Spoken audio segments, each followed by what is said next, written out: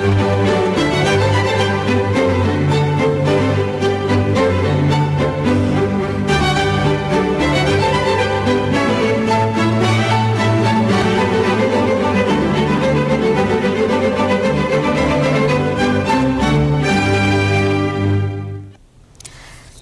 malam saudara, selamat berjumpa kembali dalam Bincang Malam Televisi Republik Indonesia. Saudara, peristiwa gempa tektonik dan gelombang tsunami yang terjadi 26 Desember 2004 lalu menyisakan beragam dan beribu cerita yang tentang kepedihan dan duka saudara-saudara kita di Nanggro, Aceh Darussalam dan Sumatera Utara yang kehilangan keluarga dan sanak saudaranya. Namun bersama dengan itu, rasa persatuan yang tadinya dikatakan telah hilang di tempat krisis multidimensional bangsa ini ternyata kembali merekat akibat peristiwa ini. Seluruh unsur mulai dari pemerintah, TNI, Polri, dan juga seluruh relawan bersatu padu untuk saling membantu saudara-saudara kita. Topik malam hari ini adalah peta penanganan pasca bencana. Dan untuk membicarakan masalah ini, sudah ada 5 narasumber yang telah hadir di Studio 6 TV Jakarta. Baik, kita sapa mereka. Bersama saya ada Bapak Robi Mukaf. Beliau adalah wakil dari Posko Bakornas Penanggulangan Bencana dan Penanganan Pengungsi. Selamat malam Pak Robi. Malam, Mbak. Selamat datang di Bincang Malam. Dan Bung Max Sofakua, selamat malam. Beliau adalah Partai Demokrat yang baru saja kembali dari Aceh dan melihat langsung kejadiannya, apa yang terjadi di sana. Nanti kita akan membicarakan ini. Di samping Bung Max Sofakua ada Bapak Letjen TNI Purnawirawan Kiki Sanakri. Beliau adalah Koordinator Bantuan Kemanusiaan Arta Peduli. Selamat malam Pak Kiki. Selamat malam. Dan di samping Pak Kiki ada Bung Yos Rizal. Beliau adalah reporter TVRI yang pada hari pertama kejadian di Aceh sudah berada di sana pada tanggal 26 Desember ya Bung Yos. Ya. Dan beliau adalah juga seorang kameramen kelahiran Aceh, Tanah Rencong, dan sempat juga bertugas selama 10 tahun di TVRI Banda Aceh dan kini pindah ke Jakarta. Bung Yos, pengalaman Anda pertama yang ingin kita gali dalam perbincangan malam ini. Anda waktu itu berada di tanggal 26 Desember, tepatnya kapan dan bagaimana ceritanya, Bung Yos? Ketika itu saya mendapat telepon dari pimpinan di TVRI Pusat untuk merapat ke Halim. Adanya gempa di Aceh serta gelombang tsunami ya sekitar pukul 1 kita sudah merapat ke Halim, namun kita baru bisa terbang pukul 2 menuju Medan, Sumatera Utara. Nah, di Medan, Sumatera Utara ini kita tidak mendapat kontak dengan lapangan Sultan Iskandar Muda sehingga kita tidak bisa masuk ke Aceh dan tertahan kita sekitar 2 jam di sana. Sehingga kita baru bisa take off sekitar pukul 5 dan sekitar pukul 6 waktu Indonesia Barat menjelang maghrib kita mendarat di Bandara Sultan Iskandar Muda yang kala itu memang sebelumnya sudah tertutup penerbangan dan kita pesawat pertama yang tiba di Bandara Sultan Iskandar Muda. Ya, waktu itu Anda dengan rombongan? Kala itu rombongan kita terdiri dari Ketua Palang Merah Indonesia Pak Mardi Muhammad dan Menkom Info Pak Sofyan Jalil. Iya, Bung Yos, sekarang di layar kita lihat hasil kamera yang dilakukan oleh kameramen Roni Ganevo bersama Anda waktu itu ya. Ini di mana di Bung Yos? Bisa dijelaskan? Ini ketika kita mendarat, kita memang sempat gembira ya, di mana pesawat kami yang pertama kali mendarat setelah terjadinya gempa yang begitu kuat di Nanggro, Aceh Darussalam. Dan kita juga mengucapkan selamat kepada pilot yang begitu berani tanpa ada alat komunikasi dan penghubung yang baik ketika itu karena saat itu memang keadaan sudah sangat darurat. Dan kami juga sempat berbincang-bincang di dalam pesawat tentang kemungkinan-kemungkinan yang terjadi di Nanggro Aceh Darussalam, terutama dengan Dr. Safir Wijaya ketika itu. Kita nawarkan makan, tapi nah ini adalah di Simpang Lambaru ini ketika saat kami tiba sekitar 12 km dari Bandara Sultan Iskandar Muda, kami sudah disuguhkan oleh pemandangan yang memang di luar perkiraan kami. Ya. Ini mayat-mayat anak-anak dan juga warga Lambaro. Dari mana mereka, Bung Yos? Saya sendiri ketika melihat sekitar 300-an mayat yang ditumpukan di Bundaran Lambaru itu, saya juga tidak bisa membayangkan bagaimana dengan nasib keluarga-keluarga saya, karena juga saya di antara tugas, saya juga harus mencari anggota-anggota keluarga yang memang kala itu dalam pikiran kita sudah tidak ada lagi. Ya, karena Anda lahir di sana dan pasti banyak juga keluarga di sana. Seperti yang kita saksikan sesaat tadi, bahwa keluarganya sudah mulai mencari ya, mengidentifikasi apakah keluarganya masuk dalam korban. Tapi kepanikan yang tidak terlihat begitu dalam waktu itu tampaknya, Bung Yos. Kepanikan saat itu memang sangat panik. Di antara teman sendiri pun kita sudah tidak ada rasa lagi begitu. Dan kita hanya mengenal bahwa saudara kita. Jadi pengalaman saya pada hari pertama, saya itu ketika sampai di pendopo gubernur, saya juga melihat beberapa mayat di dalam pendopo itu yang dijejerkan yang merupakan korban dari tsunami. Kita memeriksa satu persatu, apakah ada yang kita kenal. Ternyata memang di antara itu tidak ada yang saya kenal sebagai anggota keluarga. Dan di sana rasa sosial ketika itu, saya sendiri untuk mencari tumpangan, pulang ke rumah untuk mengecek saudara-saudara saya, itu tidak ada yang mau memberikan tumpangan. Baik, Bung Yos, tadi kita lihat di layar ada tim dari PMI yang melakukan evakuasi mayat. Apakah ini juga termasuk dalam rombongan Anda waktu itu? Atau sudah ada sebelumnya? Tim PMI yang ada di sini yang mengevakuasi mayat adalah tim PMI yang ada di Nanggro Aceh Darussalam.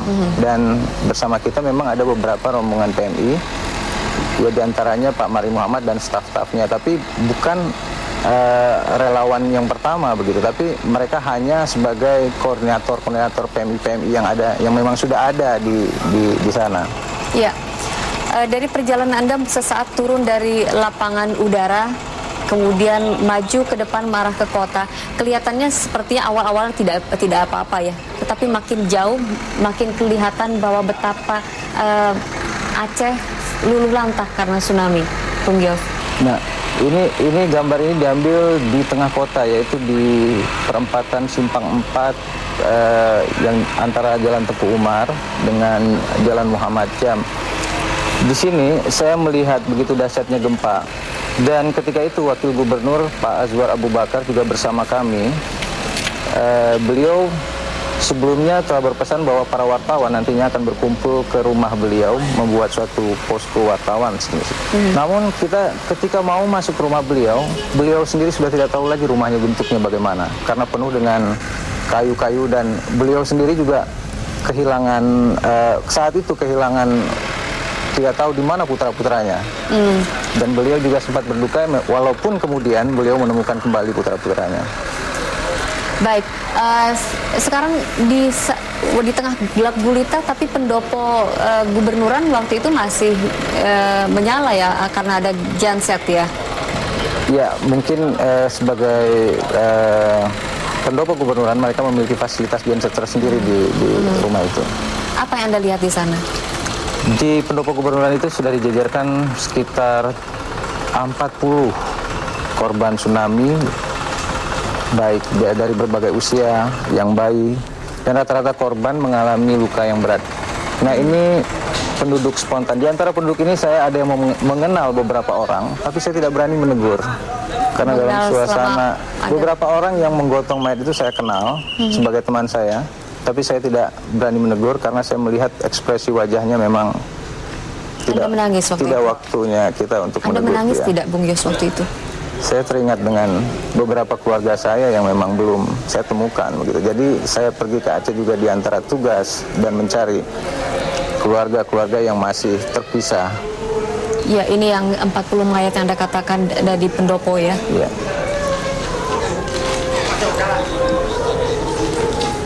Dan ini beberapa korban yang ada di pendopo, diangkut oleh Palang Merah Indonesia untuk disatukan di posko Palang Merah Indonesia Aceh Besar di sekitar kawasan Lambaru. Jadi dikumpulkan untuk nantinya diambil langkah-langkah selanjutnya, mau dimakamkan di mana. Sementara Pak Mari juga ketika melihat pemandangan ini, beliau juga sedikit terkejut dan bingung. Sementara komunikasi kita juga ke Jakarta tidak ada sama sekali. Bung Yos, di layar kita lihat ada seorang warga yang menangis mencari keluarganya. Siapa? Anda kenal dengan orang ini? Saya kenal di situ, di tempat kejadian itu. Dia adalah seorang masyarakat Aceh yang tinggal sendiri. Putra dan istrinya sudah tidak tahu di mana.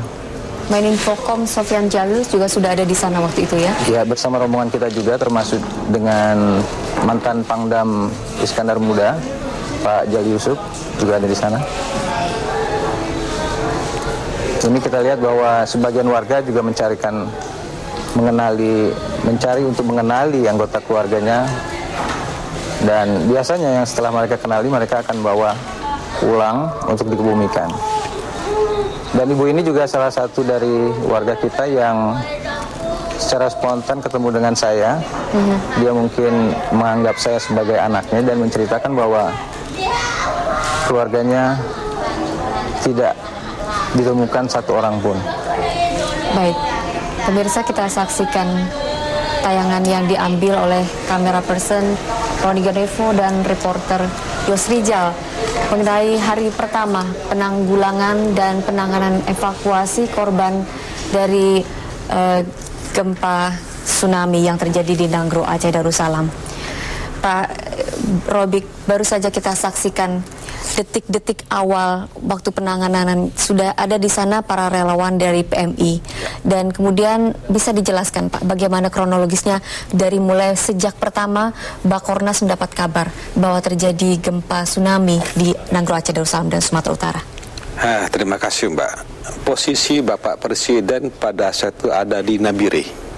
Dan beliau mendapat gambaran yang cukup jelas dari Pak Jali Yusuf. Maka sejak itu dikatakan diputuskan bencana nasional.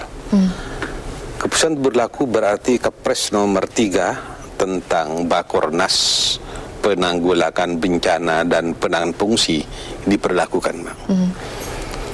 Memang organisasi ini belum teruji. Kenyataannya belum bisa menjawab sepenuhnya apa yang ada di lapangan. Mengingat gempa ini adalah yang sangat luar biasa. Pemerintah sungguh sangat-sangat serius dalam menangani penanggulangan bencana alam ini. Akibat dari organisasi yang tidak teruji ini, maka keluarlah beberapa keputusan yang terpenting sementara bisa menjawab dulu. Akhirnya sekarang dikeluarkan keputusan kembali tentang Pusko Bakornas, langsung di bawah Wapres, untuk menangani yang lebih profesional, lebih sinkron apa yang di lapangan dan apa yang di belakang. Pak, 3 hari pertama sejak kejadian, tampaknya koordinasi belum begitu jelas karena kesulitan hubungan antara Aceh dan pusat waktu itu. Betul. Salah satunya juga akibat alat-alat komunikasi waktu itu dikumpulkan karena di dalam operasi darurat militer. Bagaimana waktu itu Pak? Akhirnya bisa kemudian koordinasi secepat itu dalam 3 hari? Adalah tidak betul kalau apa-apa ya. Pertama saya alat komunikasi dikumpul darurat militer itu tidak benar itu ya. Memang bagi mereka yang kira-kira merugikan negara itu ya benar dong ya. Kemudian kenapa begitu cepat? Karena keputusan dari presiden, maka Wapres langsung ke depan. Sebelumnya sudah ada tadi Pak Sofyan Jalil ya dari Menko Infokom sudah ke sana, sehingga itulah yang mempercepat penanganan. Sehingga Bapak Wapres bisa mengambil beberapa keputusan sangat strategis untuk penanganan masalah ini. Iya, kita beralih ke Bung Max Sopakua. Bung Max, Anda kemarin baru datang dari Aceh. Apa kesan Anda? Tadi sore. Baru tadi siang. Baik, kesan yang Anda dapatkan? Sebenarnya begini ya, Kita harus melihat Aceh, bencana di Aceh ini dari aspek yang positif gitu ya. Jadi saya juga ingin supaya kita tidak terkontaminasi dengan problem kesedihan yang terus-menerus gitu ya. Selama ini saya melihat bahwa khususnya di media terlalu banyak mengekspos hal-hal yang membuat orang sedih ya, seolah-olah tidak terlihat ada penanganan sama sekali mayat dan lain sebagainya. Memang itu betul, itu adalah sebuah kronologi sejarah yang tidak bisa kita lupakan. Tapi di samping itu kita perlu juga membangkitkan semangat orang Aceh sendiri. Kita membangkitkan semangat bahwa kita harus berbuat sesuatu untuk menyelamatkan, ataupun Aceh itu harus juga lebih baik. Kita harus berpikir lebih positif dengan membangkitkan semangat orang yang ada di sana gitu. Jadi setelah kita melihat beberapa hari saya di sana dan kita melihat berkeliling, kita kehidupan masyarakat mulai pasar mulai dibuka, toko-toko orang mulai lalu lalang lagi, aktivitas masyarakat mulai terlihat dan lain sebagainya. Ada juga rumah makan yang buka dan lain sebagainya. Nah, orang-orang juga kelihatannya bahwa ada yang sedang melakukan pekerjaan seperti para relawan mencari jenazah ataupun mayat-mayat yang belum ditemukan. Ada yang juga aktivitasnya yang lain, sehingga kita lihat betul kita perlu menangani masalah tersebut dengan serius, tetapi kita tidak perlu terlalu banyak juga mengekspos masalah kesedihan sehingga harus dilihat oleh orang-orang bahwa setiap hari kok kita diajak untuk menangis gitu. Kita membuka posko di sana 4 hari setelah terjadi bencana. Kami membuka, Partai Demokrat membuka posko di sana, dan sudah 4 kali kami melakukan, 3 kali kami mengirimkan bantuan ke sana, dan dari berbagai aspek sampai ke tenaga medis dan lain sebagainya. Tapi secara konkret apa sih yang dibutuhkan oleh masyarakat Aceh sekarang ini, Bung? Ya, selama ini kan ada hal-hal yang perlu kita lihat dari aspek kebutuhan ya. Beberapa hari yang lalu sebelum saya berangkat ke Aceh, saya mengikuti rapat yang ada di Bakornas di Istana Wapres ya. Di situ juga memang sudah digambarkan pada suatu saat kita harus melihat kebutuhan orang di sana. Jadi kita tidak lagi mengirimkan bantuan asal aja, itu tidak tersalurkan dengan baik, karena ya seperti supermi dan lain-lain sebagainya itu di setiap posko bertumpuk supermi gitu ya. Nah, kita mencoba masuk lebih dalam lagi, apa sih sebenarnya yang dibutuhkan oleh mereka. Ya. Kami kemarin mencoba mengirimkan sekian ribu, ada 7.000 Yasin, surat Yasin ya. Kebetulan selama ini kita luput, kebutuhan wanita itu juga luput gitu ya, pakaian dalam wanita, sampai hal-hal yang menyangkut pembalut dan lain-lain sebagainya, itu kita lupakan, padahal itu juga yang sangat dibutuhkan di sana. Jadi setelah permintaan dari sana baru kita terbuka pikiran bahwa ini loh yang harus kita buat, tidak hanya kita kirim barang saja yang tidak. Ya, artinya kita harus lebih mengetahui apa sih sebenarnya yang mereka butuhkan. Iya, Pak Kiki, apakah ini juga dilakukan oleh Anda sebagai koordinator bantuan kemanusiaan Arta Peduli, sehingga artinya sumbangan atau bentuk bantuan apapun yang diberikan kepada masyarakat di sana memang benar-benar dibutuhkan? Iya, betul. Jadi dari sejak awal, saya kira sejak hari pertama kita sudah mengirim orang ke sana sebagai advance team. Kemudian hari kedua bantuan dari Arta Graha Peduli itu sudah berada di lapangan. Antara lain bantuan itu berbentuk kehadiran 3 pesawat yang milik Transwisata misalnya, untuk mengangkut sesuai antisipasi kita. Itu yang dibutuhkan adalah bahan makanan, obat-obatan, pakaian. Itu sudah diangkut pada hari Seninnya. Antara lain ke Nias yang dipimpin oleh Pak TB Silalahi. Ke Pulau Simele itu juga dipimpin oleh Kolonel Gatot gitu ya, di drop ke sana langsung pakai pesawat Susi Air karena tidak bisa pesawat besar ke sana. Kemudian juga ke Banda Aceh. Nah, itu adalah action kita pada hari pertama. Kemudian selanjutnya kita juga membangun posko yang sekarang sudah tergelar selain di Banda Aceh, di Melabo, di Lok Semawe, di Sigli. Kemudian ada posko pembantu di Medan gitu kan, untuk memonitor apa yang dibutuhkan di lapangan. Nah, sehingga pada saat posko itu sudah berdiri, bervariasi pengiriman bantuan itu, obat-obatan juga mungkin sesuai dengan kebutuhan setempat.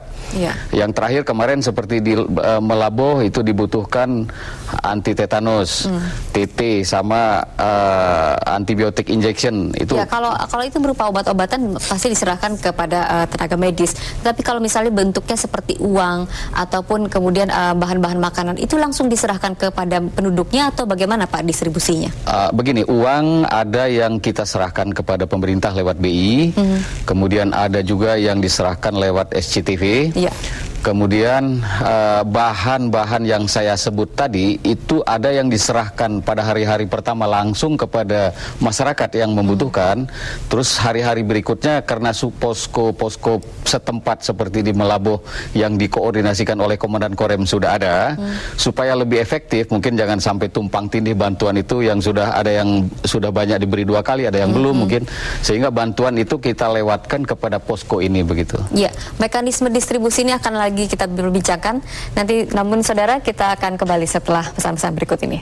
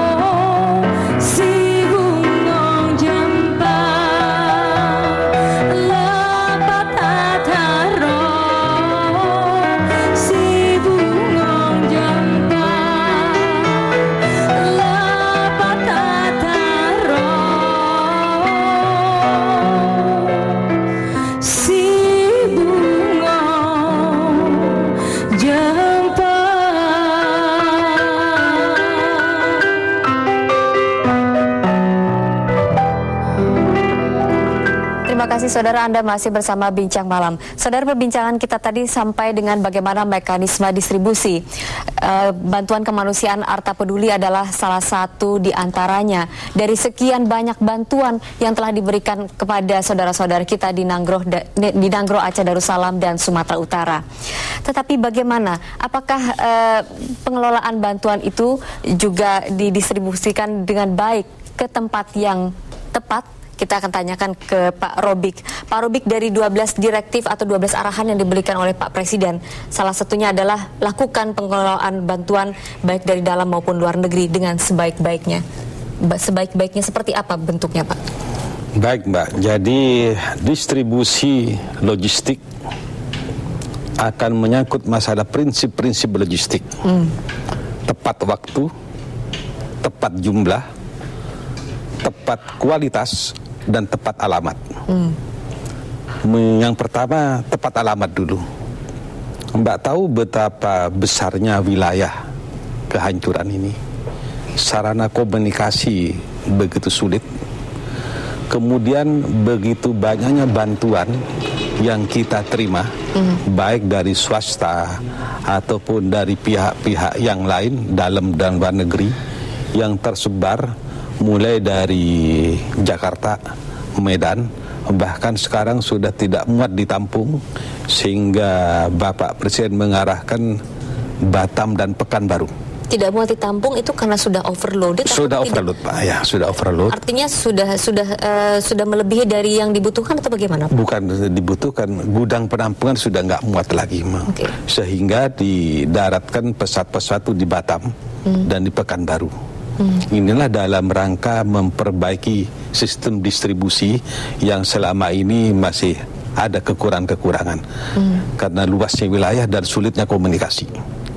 Oleh sebab itu, apabila memang ada kekurangan-kekurangan di lapangan, tolong beritahu kami ke posko. Tidak ada niatan atau sedikit pun hal-hal yang menilep dan sebagainya yang dikhawatirkan banyak pihak. Yakini bahwa kami akan bekerja keras dan sangat keras secara akuntabel semua bantuan-bantuan yang kami terima. Pak Kiki, dari pengamatan Anda tadi ada kesulitan distribusi karena persoalan transportasi, sehingga di gudang overloaded, banyak sekali yang bertumpuk. Anda melihat ini bagaimana, Pak, di lapangan? Ada solusi? Ada, seperti di Melabo. Itu kan di Melabo tuh setiap jam 8 malam ada rapat evaluasi dipimpin oleh Komandan Korem. Semua komponen yang terlibat di dalam bantuan kemanusiaan di sana termasuk militer asing ikut di dalam rapat itu. Nah, dievaluasi bahwa penyimpanan bahan makanan untuk para pengungsi itu hanya bisa menampung 3 hari. Sehingga solusinya Korem di sana membuat warehouse darurat yang bisa kira-kira akan bisa menampung 1 bulan gitu. Mereka sudah mengantisipasi itu juga. Selain melalui udara, apakah ada transportasi lain melalui udara? Ada, seperti misalnya kelompok kami dari Arta Peduli ini menyiapkan juga kendaraan-kendaraan off-road yang bisa menjangkau tempat-tempat sulit dan terpencil begitu. Dan pada saat saya di sana pun ada satu desa yang baru bisa ditembus itu pada hari Jumat yang lalu. Nah, itu hanya bisa ditembus oleh kendaraan-kendaraan yang off-road itu yang bisa menjangkau mereka. Jadi medannya begitu berat waktu itu? Betul. Kan jalan Melaboh Banda Aceh putus. Kemudian jalan dari Melaboh ke Singkil itu baru bisa ditembus pada hari Kamis kalau tidak salah. Karena ada 3 jembatan putus di situ. Baik, Bung Yos, sebagai seorang Aceh, Anda tentu mengenal banyak dan mengenal lebih baik geografis medan dari Aceh. Sebelum dan sesudah tsunami, bagaimana perbedaannya? Apakah memang betul bahwa Aceh itu pelosok-pelosoknya susah untuk dijangkau? Daerah Aceh, kalau daerah Aceh itu tidak semua pelosoknya susah untuk dijangkau, dan melalui pembangunan Repelita yang dicanangkan sejak Pak Ibrahim Hasan, Gubernur, itu sudah diprogramkan jalan jaring laba-laba. Namun kalau pesisir barat Aceh ini memang 80% jalannya itu melalui pantai. Jadi pemandangan-pemandangan pantai akan tersuguhkan kalau kita dari Banda Aceh menuju Melabuh. Nah, inilah karena posisinya letak di pantai, maka jalan yang menuju pesisir barat itu banyak yang rusak dan jembatannya banyak yang hancur akibat tsunami. Dan bantuan ke Aceh Barat itu baru dapat dilakukan kalau tidak salah 4 hari setelah terjadinya tsunami. Karena fokus utama kita pertama kali itu yang mendapat bantuan memang Banda Aceh dan Aceh Besar.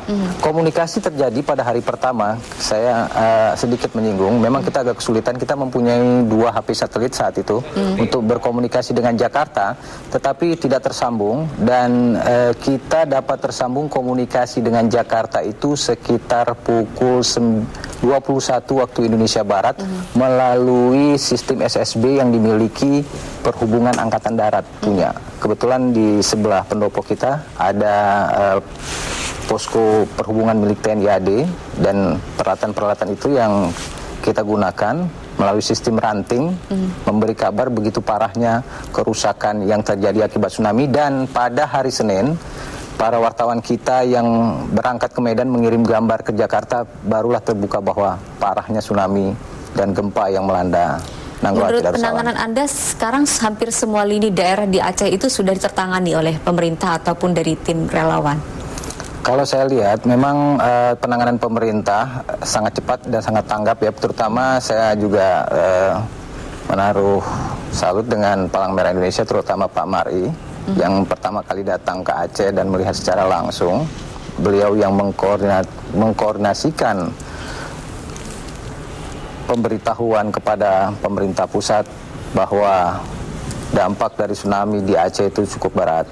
Dan ketika gambar-gambar kami telah ditayangkan di Jakarta, begitu cepatnya pemerintah pusat juga memberikan bantuan. Namun juga ada beberapa daerah-daerah yang tidak terjangkau, seperti kita juga belum mendapat kabar 4 hari di Pulau Semelu. Pulau Semelu merupakan salah satu pulau yang letaknya agak dekat dengan pusat gempa, dan pantai barat itu yang juga kita belum mengetahui bagaimana nasib orang-orang di sana, dan pesawat juga belum bisa masuk ke sana ketika itu.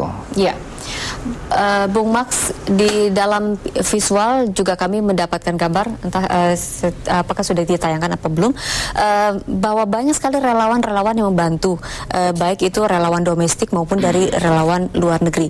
Cuman tampaknya tidak semua bekerja secara optimal. Bahkan di antara mereka ada hanya tinggal cuma mencari atau mengambil gambar-gambar saja. Relawan seperti ini apakah memang hanya sebagian atau rata-rata seperti itu? Jadi sebenarnya relawan ini sebenarnya kalau kita mau harus memiliki punya kualifikasi gitu ya, atau dia mempunyai bukan hanya keinginan untuk datang ke Aceh saja, ada kalanya juga jadi beban bagi orang di sana kalau memang relawan itu tidak mengetahui ya apa yang sebenarnya yang harus dia lakukan. Akibatnya seperti yang kita baca di media massa, ya seperti turis datang motret-motret terus pulang lagi atau gimana caranya gitu. Padahal yang dibutuhkan di sana adalah orang-orang yang mempunyai skill gitu ya. Punya keinginan sih ada, tapi kalau sudah berhadapan dengan bagaimana mengangkat mayat dan lain-lain sebagainya, itu pada mundur, itu kan susah itu namanya gitu ya.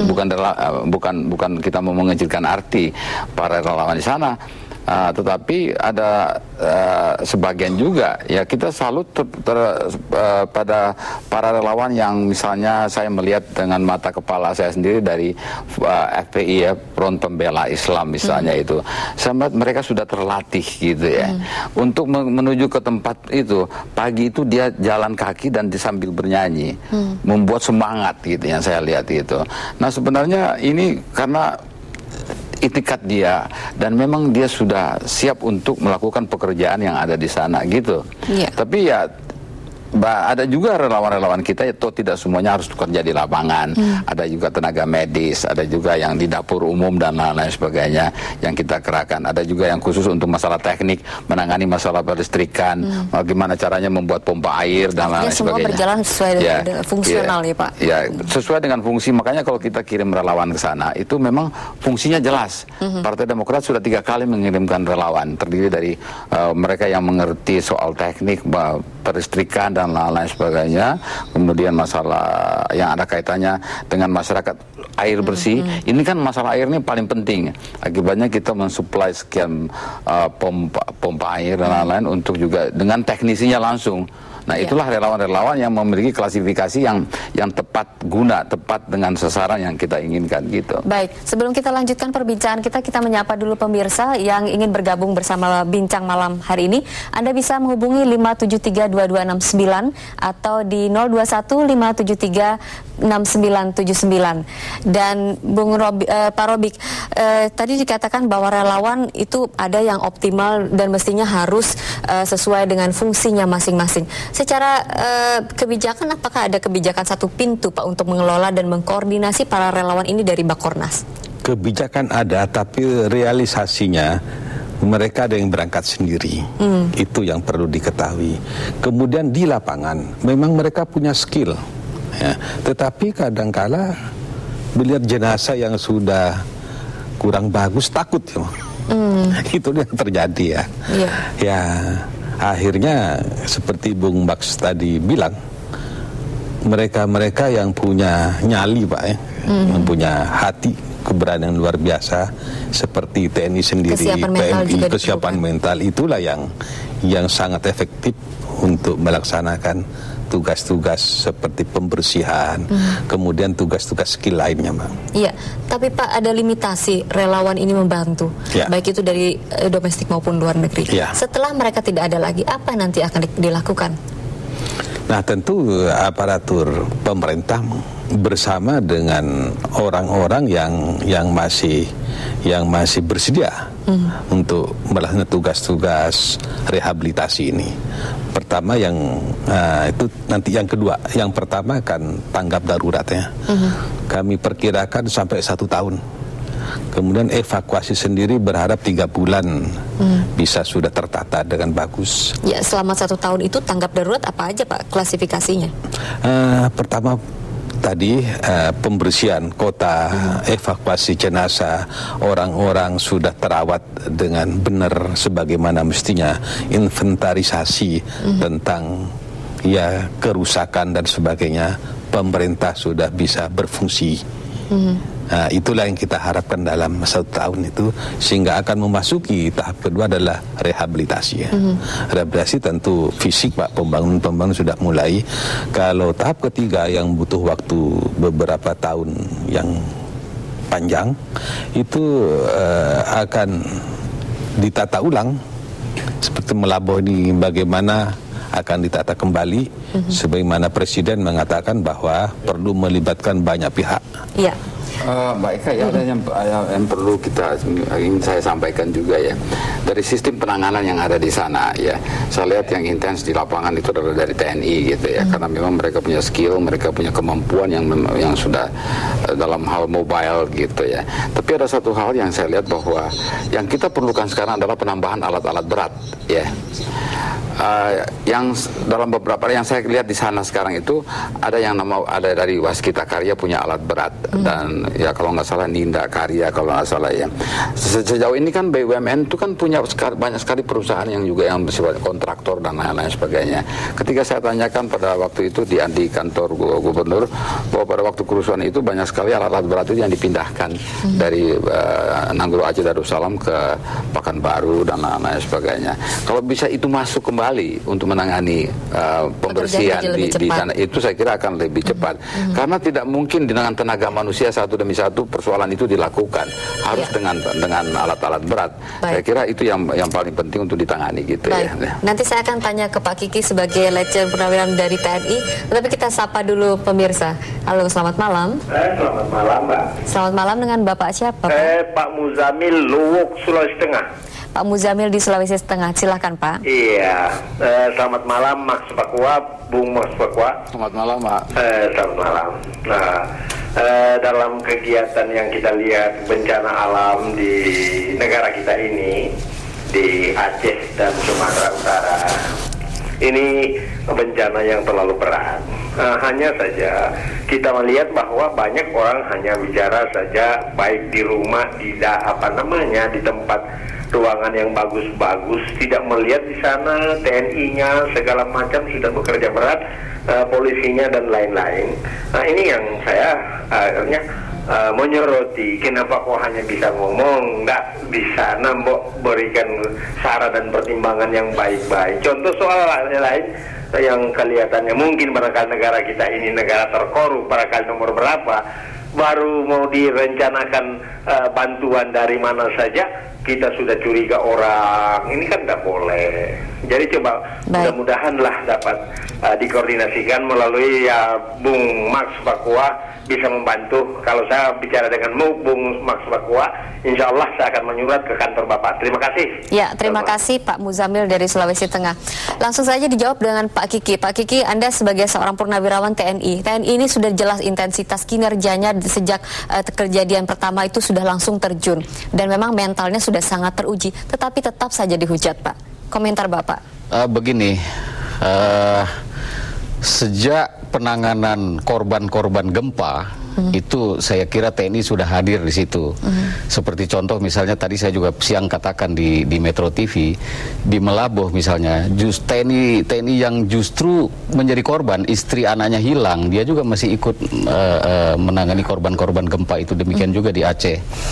Kemudian pada saat evakuasi, ada marinir mengevakuasi rakyat gitu. Marinir yang menolong itu juga hilang gitu, dan saya kira rakyat Sigli tahu itu gitu ya. Nah, jadi saya kira kehadiran TNI memang sudah sejak awal di situ. Ada memang yang mengkritisi kenapa TNI tidak bisa dikirim banyak-banyak katanya ke sana gitu.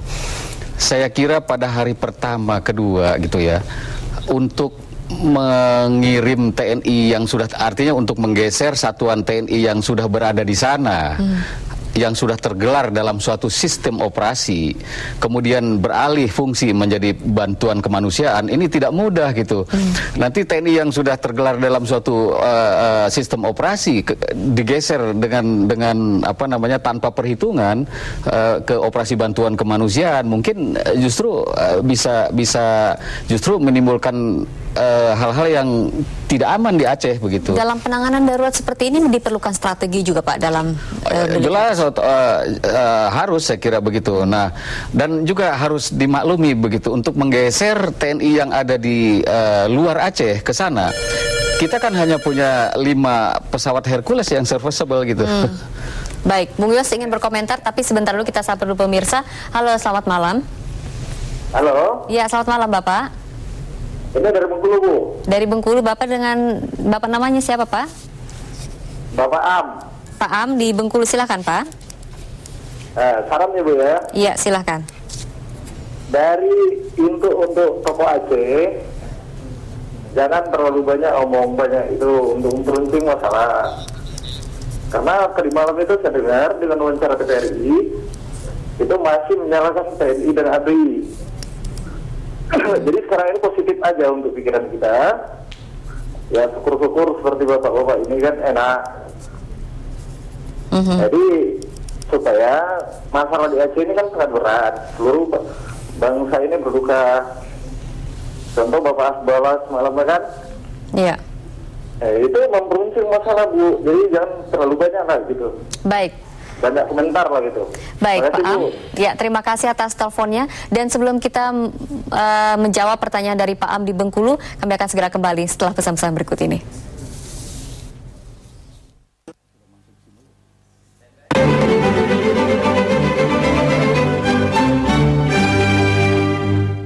Terima kasih Anda masih bersama Bincang Malam dan kita akan segera menjawab pertanyaan dari Pak Am di Bengkulu. Terima kasih atas pertanyaannya.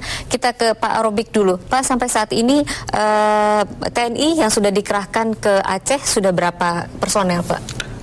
Laporan terakhir jam 8 tadi dari Pak Alwi Shihab sudah 10.000 orang lebih. Dan kata Panglima dan kata Pak Darmodo, 3 batalion lagi sedang dalam perjalanan untuk menambah kekuatan TNI yang berada di Aceh. Artinya mobilisasi TNI yang seperti yang diinginkan oleh anggota DPR juga sudah dilakukan, Pak, ya? Nah, bukan hanya DPR, Mbak, ya, banyak pihak yang ingin segera cepat normal begitu, Mbak, ya. Itulah yang dikerjakan sekarang. Bung Max, tadi dari telepon Pak Am, keinginan untuk berpikir positif dalam menangani masalah ini sangat besar dari masyarakat. Jangan ada saling menghujat ataupun saling mencurigai. Komentar Anda? Ya, saya pikir begini, masyarakat memang melihat sesuatu itu dari kacamatanya gitu ya. Jadi kalau kita mau nilai sebuah persoalan itu ada, karena persoalan itu milik saya berpikir lebih intensif, in-depth sekali gitu ya, seolah-olah ingin cepat gitu. Tapi kalau misalnya yang lain juga yang berpikir sangat positif, wah kita lihat bahwa situasinya, situasi itu menyangkut sistem transportasinya kayak apa, penanganan daerah yang begitu lebar, bagian kapasitas yang menanganinya kayak apa, dan kendala-kendalanya. Jadi kalau ada yang berpikir bahwa harus segera, kurang intensif pemerintah, TNI kurang dan lain-lain, coba datang dulu ke sana gitu, baru lihat. Jadi paling gampang kita berbicara kalau kita melihat situasi di televisi. Makanya saya katakan tadi, yang kita lihat di layar TV itu tidak selamanya merupakan bagian atau gambaran yang terjadi ataupun tidak terjadi penanganan. Ya kalau memang setiap hari saya melihat gambarnya sedih aja, yang meninggal aja yang dipasang, yang ini yang menangis, ya orang tahu bahwa tidak ada penanganan sama sekali. Tapi kalau misalnya gambar-gambar yang muncul di layar TV itu juga memperlihatkan aktivitas TNI, aktivitas pemerintah, relawan dan lain-lain sebagainya, otomatis orang akan berpikir positif bahwa memang sekarang ini sedang terjadi sebuah penanganan yang sangat istimewa, bukan istimewa tapi yang sangat serius untuk menangani persoalan di Aceh itu. Jadi sekarang kembali kepada kita, jangan kita lihat gambaran yang di depan kita terus kita memberikan komentar, itu juga nggak tepat gitu. Ya Pak Robik, kalau kita klasifikasi dalam term waktunya dari mulai jangka pendek, menengah dan panjang, bisa dijabarkan Pak bagaimana program pemerintah dalam pemetaan penanggulangan pasca bencana tsunami ini? Sebagaimana saya jelaskan tadi, tahap pertama adalah tanggap darurat, kurang lebih 1 tahun. Disinilah basic need bisa diselesaikannya, cukup makan, cukup sandang, cukup papan walaupun seadanya, Mbak. Sekarang terjadi mereka yang di pengungsian itu yang ingin memperbaiki rumahnya, kita bantu segera mungkin sehingga mereka segera normal kehidupannya. Itu yang akan dikerjakan selama setahun. Kemudian baru kita memasuki tahap rehabilitasi. Disinilah mulai perbaikan prasarana dan sarana yang hancur luar biasa ini, mana yang masih bisa diperbaiki dan difungsikan kembali, itu akan memakan waktu beberapa tahun.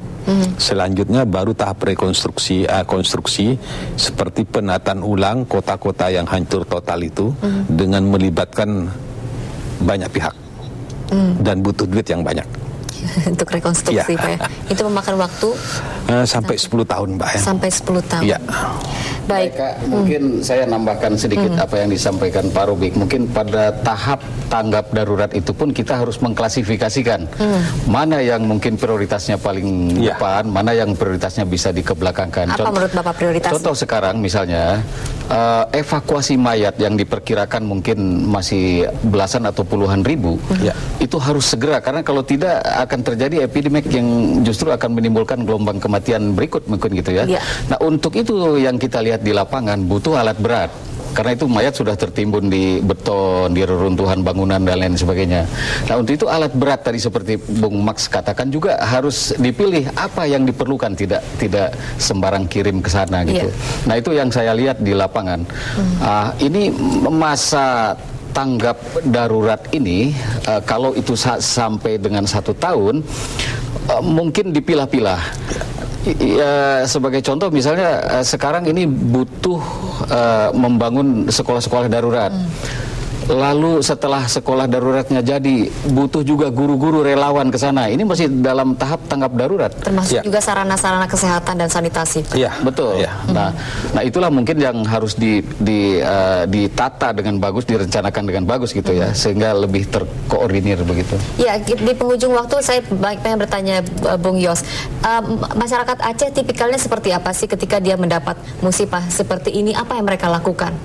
Sebenarnya masyarakat Aceh itu kan memang memiliki sejarah yang cukup panjang dalam sejarah Republik ini, dan masyarakat Aceh rata-rata orangnya memang keras, jujur, dan suka bergotong royong, dan memang kalau susah memang sama-sama dipikul bersama begitu. Artinya kejadian ini tidak mematahkan semangat mereka kan, Bung Yos? Kalau saya sebagai masyarakat Aceh, saya mengambil hikmahnya bahwa memang diantara orang-orang yang kita cintai itu harus kita relakan untuk pergi selamanya. Namun Allah Subhanahu wa Ta'ala juga masih sayang kepada kita, bahwa diantara orang-orang yang kita cintai juga masih ada di sisi kita. Anda optimis bahwa pemerintah akan menangani masalah ini dengan baik sampai nanti masa 10 tahun yang akan datang? Saya optimis bahwa pemerintah juga akan memperhatikan Aceh lebih baik ketimbang hari-hari sebelumnya. Bung Max, kata-kata terakhir sebelum acara ditutup. Ya, saya ingin begini Mbak Eka ya, bahwa kita dihadapkan sebuah permasalahan yang ditangani secara nasional. Seperti dikatakan oleh rekan kita tadi yang dari Aceh ini. Kita jangan sampai mematahkan semangat orang Aceh itu. Nah, semangat yang itu kita bangkitkan dari luar Aceh, bahwa Aceh itu masih ada. Dan dalam waktu yang singkat, yang akan sesuai dengan perencanaan, pemerintah akan menangani Aceh itu untuk kembali, biarpun nanti katakanlah Pak Robi tadi bilang dalam waktu 10 tahun dia akan pulihkan kembali. Baik. Gitu ya. Jadi kita saat ini yang penting bagi kita adalah membangkitkan semangat. Jangan terkontaminasi ataupun sejarah yang kita lihat setiap hari itu bukan gambaran masa depan. Ya, gitu ya. Dan saya juga sarankan kepada teman-teman dari media khususnya televisi, coba berikan sebuah gambaran positif tentang masa depan Aceh. Bahwa Aceh itu sedang ditangani, sedang diurus, pemerintah memberikan penanganan yang serius, relawan, TNI dan lain-lain. Tidak perlu kita menyiarkan ataupun kita mengadakan gambar yang sedih setiap hari, itu mematahkan semangat orang Aceh sendiri gitu ya. Jadi itulah yang saya harapkan, bahwa mari sama-sama kita berbuat yang terbaik untuk bangsa ini, bukan hanya dengan hal-hal yang kehancuran yang kita perlihatkan, tetapi masa depan, perencanaan masa depan dengan aktivitas yang sedang dilakukan. Baik, jika demikian kita sepakat bahwa masih ada hari esok di Aceh dan juga Sumatera Utara setelah tsunami, bahwa kita percaya bahwa setelah penderitaan pasti ada sesuatu kegembiraan. Pak Robik dan juga Bung Max serta Pak Kiki dan Bung Yos Rizal, terima kasih atas kehadiran di Bincang Malam. Dan saudara, bersama kita bahu-membahu dalam menangani permasalahan ini, bukan hanya di Aceh, tetapi mungkin saja kejadian-kejadian lain yang bisa menimpa Indonesia. Tapi yang jelas, semangat persatuan dan kebersamaan kita. Aceh, Sumatera Utara, Anda tidak sendiri. Kami bersama Anda. Terima kasih atas perhatian Anda dan selamat malam.